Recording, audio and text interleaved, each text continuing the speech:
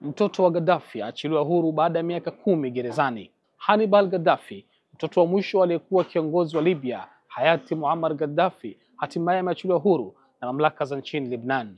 Hatua hii imezua hisia mchanganyiko, ikifunga ukurasa wa kesi iliyokuwa na mvutano wa kisiasa na kidiplomasia kwa muda mrefu. Hannibal alikamatwa mwaka 2015 nchini Syria kutokana na madai ya kuwa na taarifa kuhusu kutoweka kwa kiongozi wa Kiislamu wa Kishia Imam Musa al-Sadr ambaye alipotea mwaka 1978 akiwa ziarani Libya. Cha kushangaza, wakati huo Hannibal alikuwa na umri wa miaka 2 pekee, jambo lililowafanya wengi kuhoji uhalali wa kumhusisha na tukio hilo la kihistoria. Baada ya shinikizo kutoka kwa wanaharakati wa haki za binadamu, mahakama iliamua kupunguza dhamana yake kutoka dola milioni 11 hadi takriban dola laki 9 na baadaye kufuta marufuku ya kusafiri. Safari Hannibal hadi kufikia hatua hii haikuwa rahisi. Alitoroka Libya mwaka 2011 wakati wa mapinduzi yaliyomuondoa madarakani baba yake. Hannibal akihofia usalama wake alikimbilia uhamishoni pamoja na baadhi ya ndugu zake, wakitawanyika katika mataifa mbalimbali ya Kiarabu. Aidha,